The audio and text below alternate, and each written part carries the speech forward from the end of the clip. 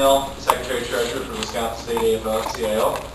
She has more than 20 years' experience in labor as an organizer, negotiator, trainer, and activist. Stephanie was formerly Director of Public Policy for the Wisconsin Federation of Nurses and Healthcare Professionals, where she had a key role in the struggle to strengthen the power of nurses and healthcare workers throughout Wisconsin. In arbitrations and grievance hearings, she's known as a tough negotiator. In her electoral work, she has a statewide reputation for managing effective voter mobilization, campaigns, and holding elected officials accountable. During a career that began as an activist at the University of Wisconsin-Milwaukee, Stephanie has been committed to the ideals of organized labor and the power of elective action to create a strong middle class.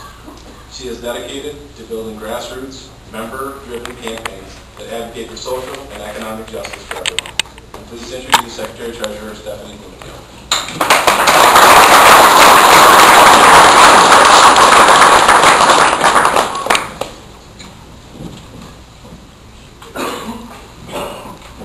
Good morning. How are we doing? Doing pretty good. All right. Well, I'm going to stand up to the podium. I know that Greg Neal likes to walk around. You know, they say something different about my kid when he does that in class. But it was good that Greg can move around. We can. Good. Next time we're going to put a microphone on. So it's great to be here today with you. And it's always an honor to have the chance to talk with my machinist brothers and sisters, who for 128 years literally kept the American economy running. Starting with the 19 men in a locomotive pit in 1888, your union has grown to represent thousands of men and women all across the country, whose pride and craftsmanship have contributed to prosperity in times of peace and defended our shores in times of war. Over the years, you've embraced each new wave of technology. You've adapted to the way that you do your jobs, and you have firmly established your place as the most productive workers on the planet. Machinists, you are truly America's 21st century union. Don't you think? Yeah. Absolutely. Absolutely. And I really want to thank you for having me here today. And it was really nice to be at the dinner last night with you all. I want to thank Alex for his leadership, and it's really been terrific getting to know him in his new position. I've known him for many years as we've worked side by side. And also, you got to hear from Phil Neuenfeld last night, and as you all know, you know Phil for many, many years, and I have just such a great pleasure of being able to work with him every single day, and it really is terrific because he's not only great at throwing out media trackers, but he's a brilliant tactical frontline man and a great partner to have as we go forward in the struggle. Phil last night, he reminded us that a year ago it was right to work. Remember that? And if you don't remember, then you just have to look at your Facebook. Because every time I'm looking at my Facebook, it says, remember this 5 years ago? And I'm like, how could I forget? It's like etched in my brain forever. But they'll tell you, okay, remember this 5 years ago, remember these pictures.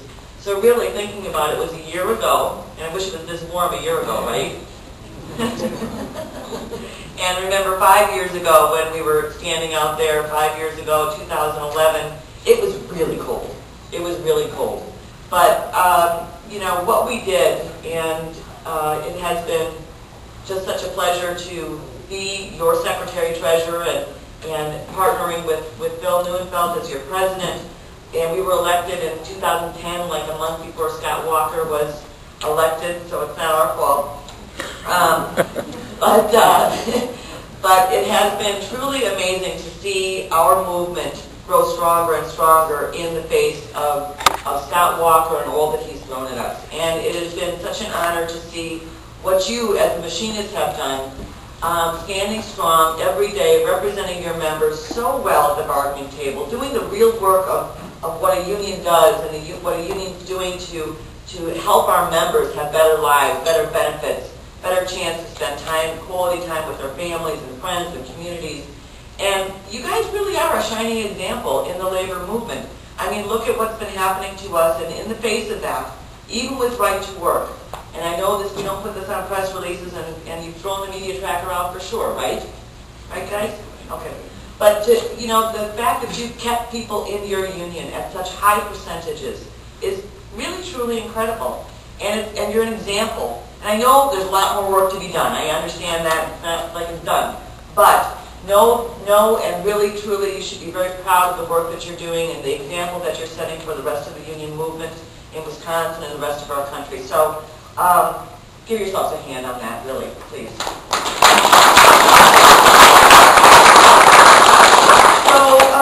So last night we were having a good time, and I shared with some of you that I forgot my phone. I shared with a couple of you that I forgot my phone. So on my way here, I was, you know, I'm at home, and I'm like, okay,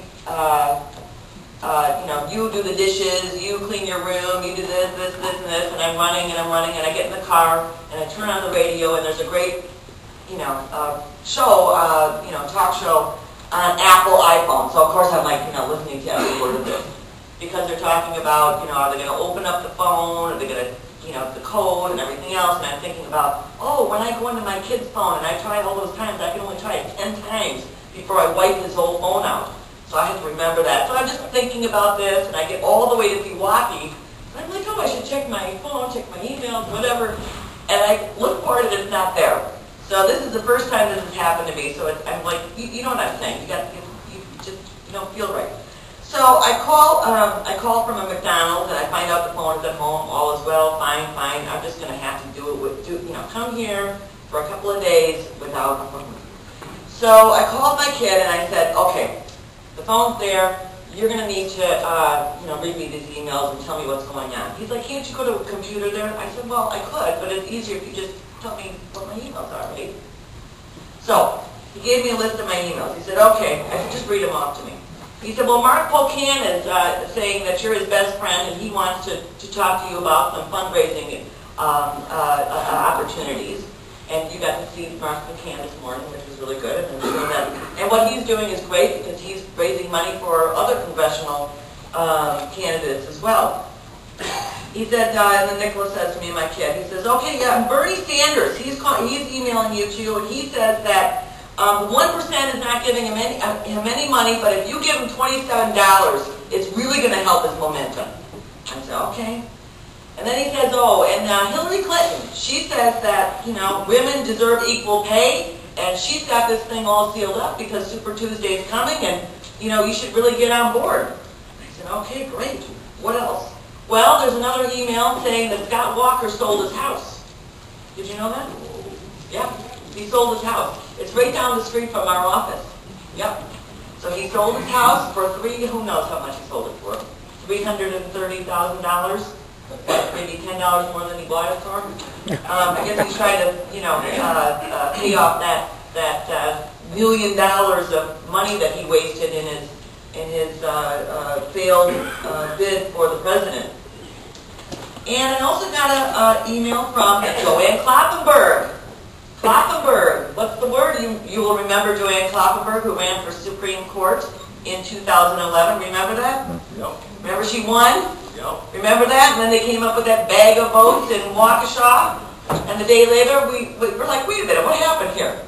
So she's up again, and she's up on April 5th. And last night, you guys talked a lot about the presidential and what's going on in the presidential election, so I won't get into that. But how it impacts Wisconsin right now is, if this, you know, back and forth continues to happen with Bernie and with Hillary, we're going to have a lot more people going to the polls on April 5th is what we need. Because if we can get enough people to the polls, and we know that when more people vote, we win. Working people win. So we know that if we can get high turnout for April 5th, we can win this election for Joanne Kloppenberg. Are we ready to do that? Yep. All right. And we know how important this is to have a Supreme Court that's on the side of working people. I also got emails from other good friends. Democratic leader Jen Schilling, she thinks that if I give her some money that we can also make gains in the state Senate. My good friend Peter Barca, we can make gains in the state assembly. And really, brothers and sisters, this is true because it was like this wave. It was this wave of this right-wing runaway mentality that was coming across the state, and we got knocked over with all of these anti-union governors all across the country. Well, brothers and sisters, I believe that this year is an opportunity for us to turn that around in state houses and at the presidential level. And I believe that we should be playing big to win. You know, we're not going to probably take back the state assembly. We're really far down there. But if we can make significant gains there, we will be well on our way to taking back our state house and our governor in 2018. So I said, what else is going on? And the emails, and he's like, you know, I'm really getting tired of this. I said, okay, fine. Just give me the rest of them. He said, oh, Steve Greenhouse is emailing, and he's from the New York Times, a reporter from the New York Times, many of you know. And he wants to do a story on labor in Wisconsin. And what are we doing since we've lost all this membership, and they like to do the doom and gloom. So it's going to be up to Phil or me to talk to this guy and set the story straight that we are strong as ever, we are determined, and we are going to make incredible gains in this election in November. And we know that we're going to do that together with you, the Machinists, right? Right. They had to do that thing for, you know, and then there was one other email. He said, this lady named Ann Taylor is emailing you, and she's urgent. There's a sale. Okay. Enough about my damn emails. I wanted to talk to you a little bit about the state legislature and also about TPP. So the state legislature, and you guys are all on our email, I hope. You get our emails from Phil and I on a regular basis, right? If not, you can go onto our website and sign up. But last Friday we sent you an email, and it talked about what happened in February in the state legislature. Just about, I don't know the exact number because I don't have my email, but just about 500 bills were put through the state legislature in February alone. This is a record of the number of bills. Now you remember, they have 2 years to do this. They have 2 full years to do all this legislation, but they want to jam it all in at the last minute because this is how they do it now. And really what this is an all-you-can-eat buffet for special interests and lobbyists. Any bill that they have any kind of idea about, they're going to throw it through in this last bit. Because we only have one more day that they say in the Senate, and that's March 15th. That's going to be the last day that they're going to do any work until next year.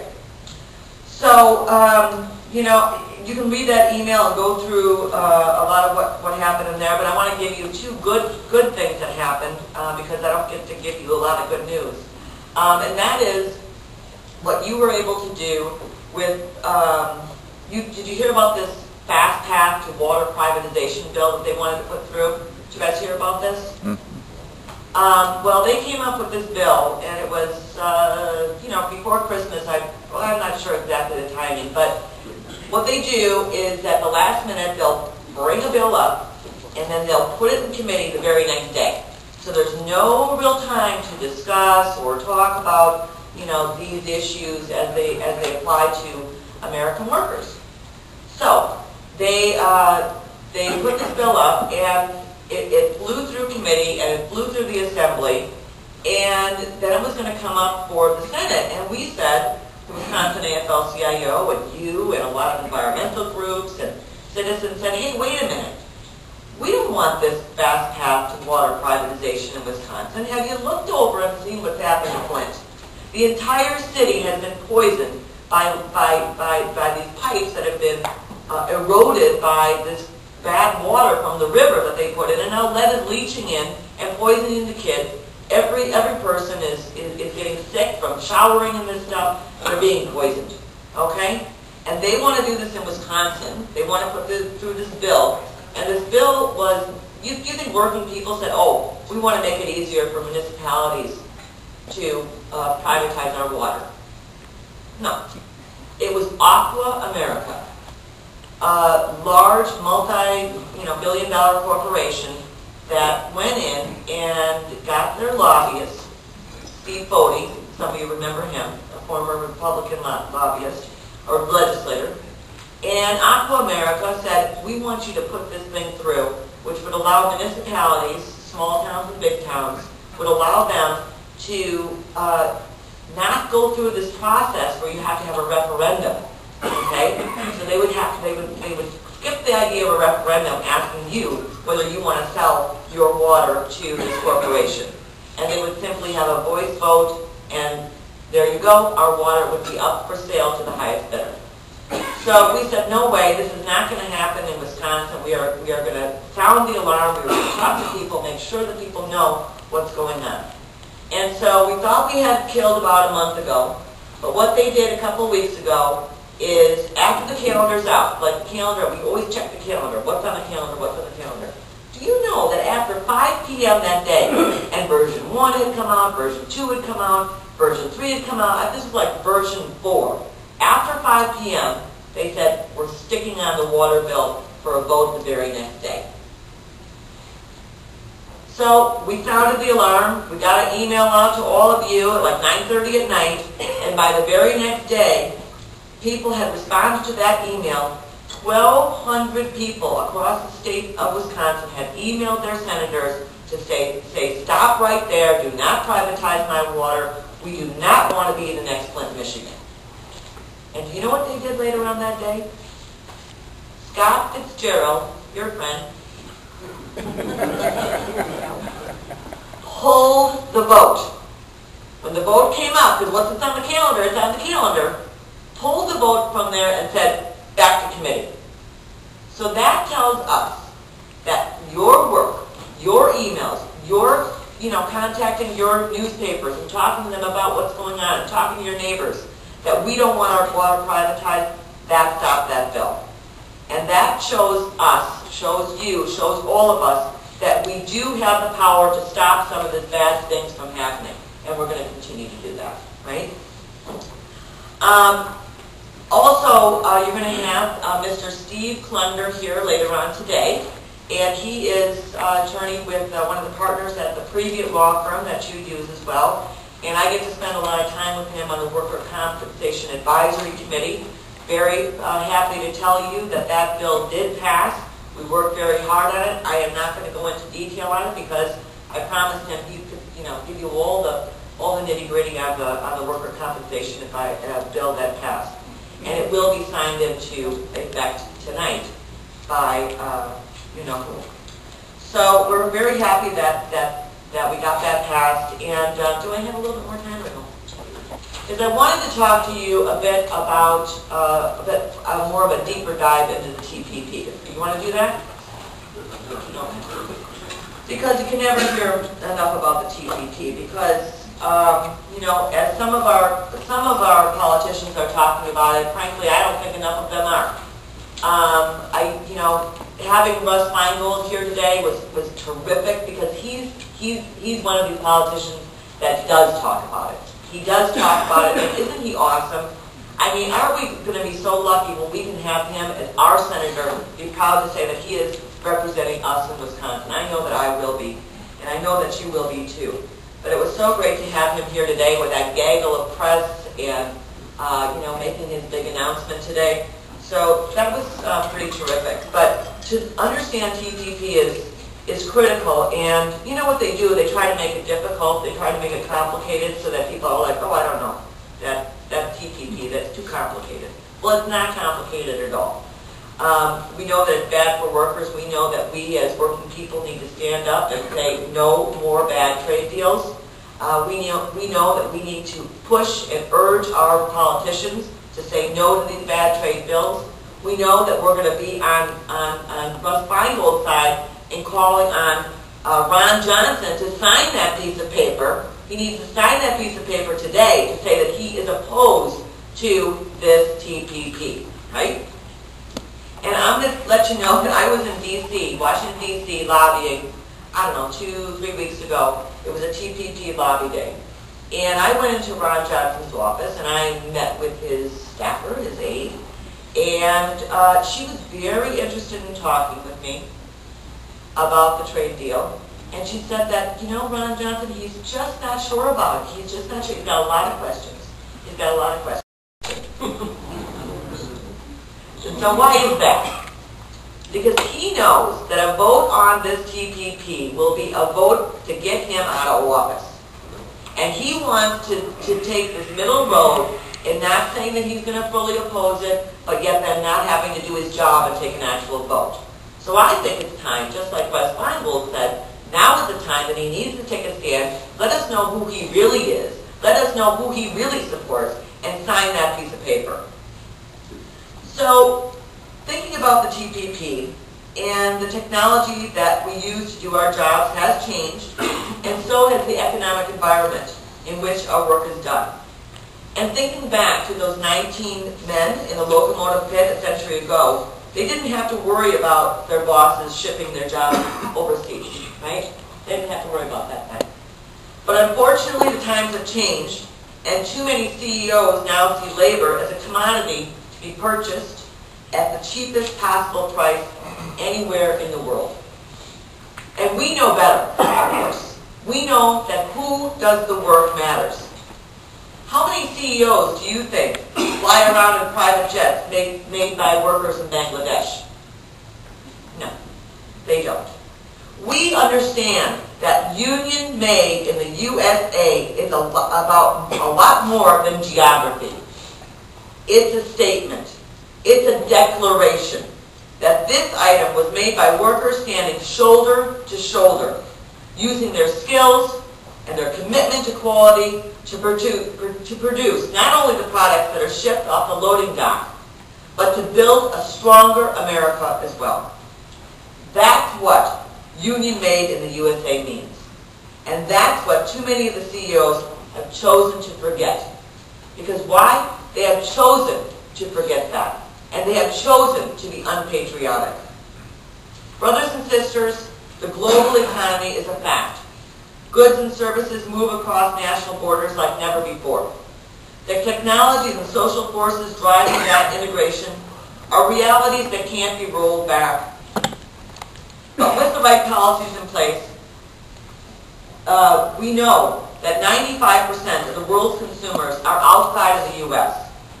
We can and should be selling our products in Manila as well as Manitowoc. And like Russ said, we should be exporting Wisconsin products. We should be exporting Wisconsin products, not Wisconsin jobs.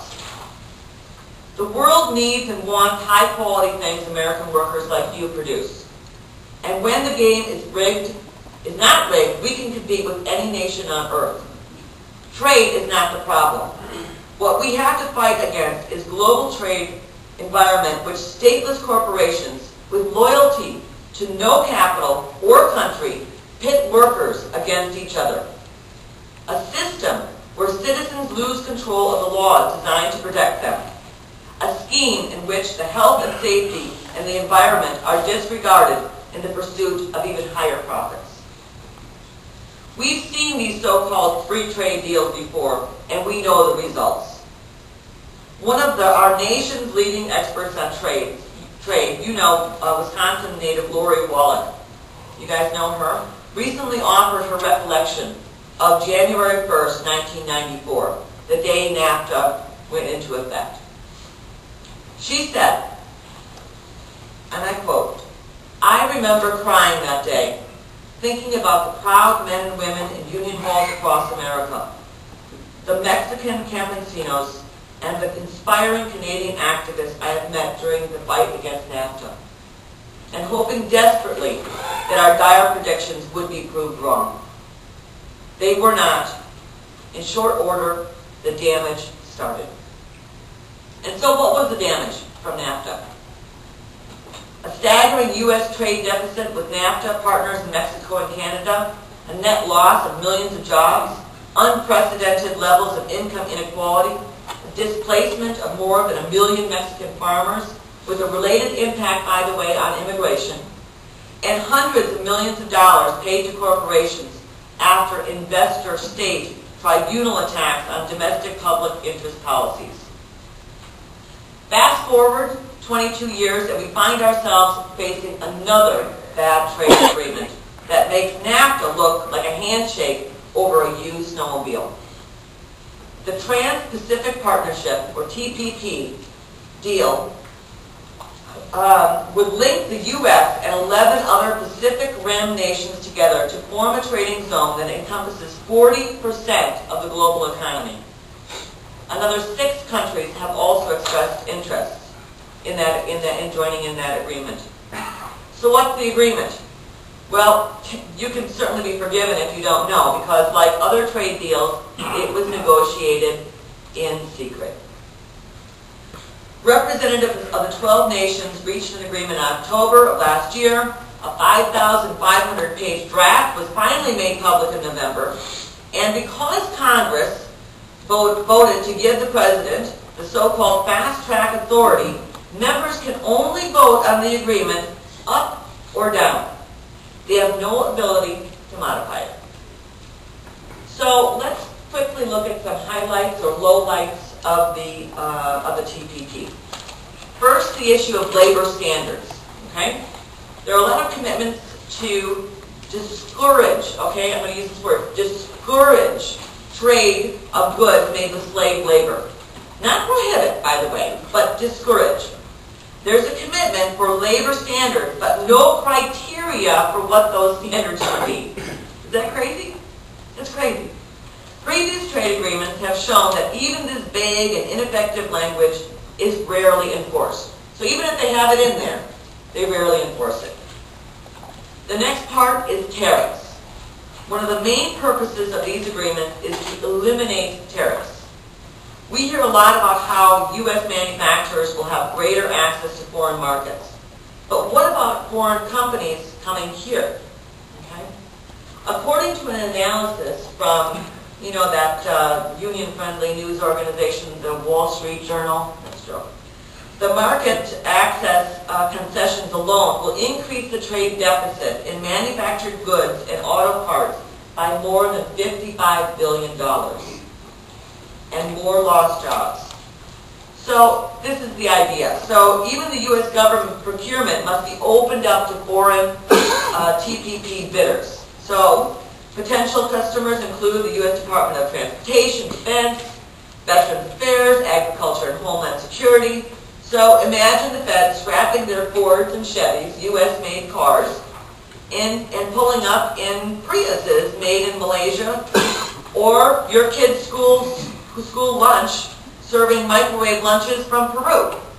And they could do that. So they could disallow our government from purchasing goods and services made in the USA. This agreement also lowers the requirements for rules of origin. You've heard about the rules of origin? Okay? Under NAFTA, it was 62%, 62.5%.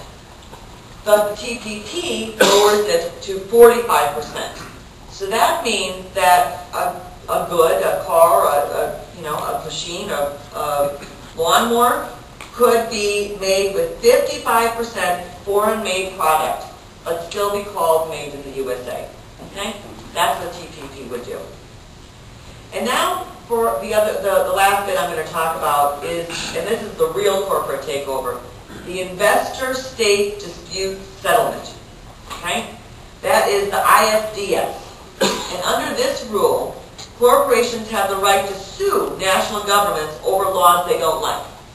So in other forums like the WTO, companies that don't like a law in a place where they're doing business have the right to petition their own government to make a government-to-government complaint with the other country.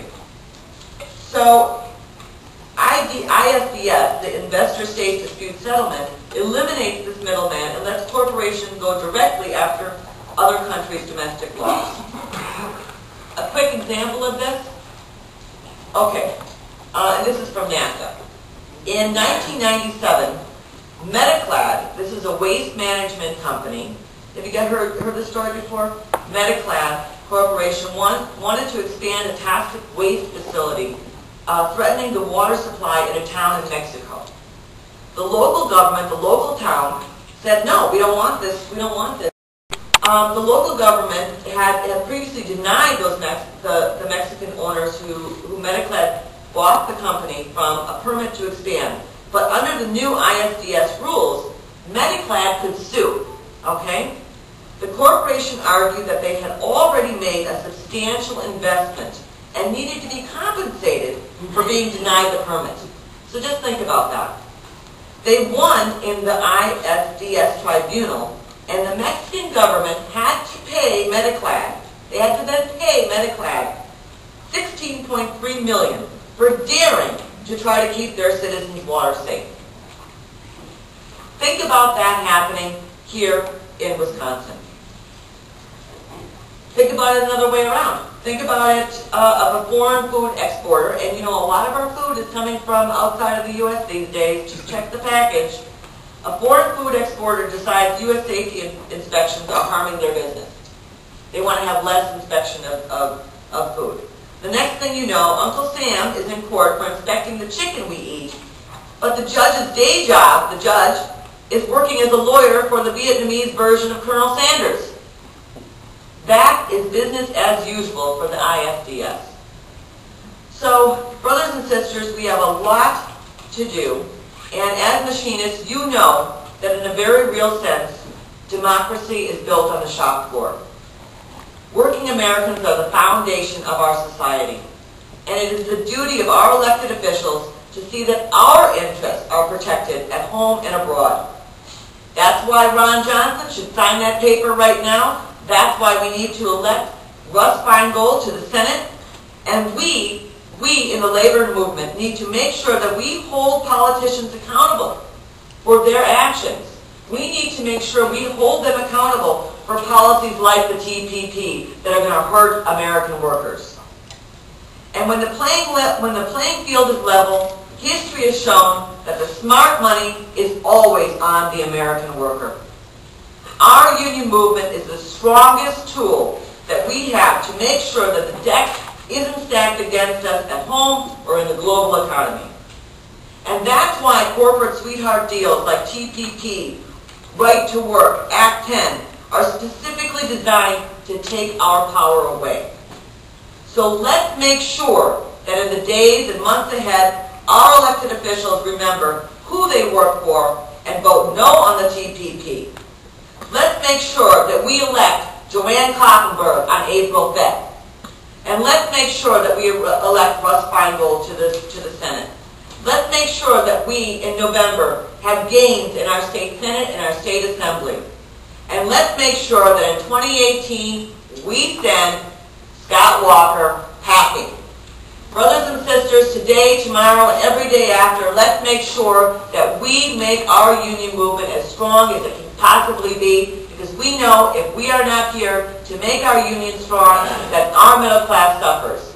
And brothers and sisters, thank you so much in solidarity.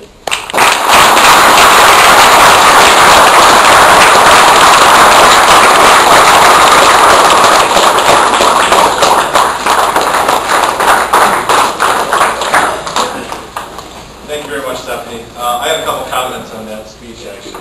First, TPP makes NAFTA look like a handshake over a used snowmobile. That was painting a beautiful picture. The second is I'm going to call some BS on the whole story about your son reading your emails.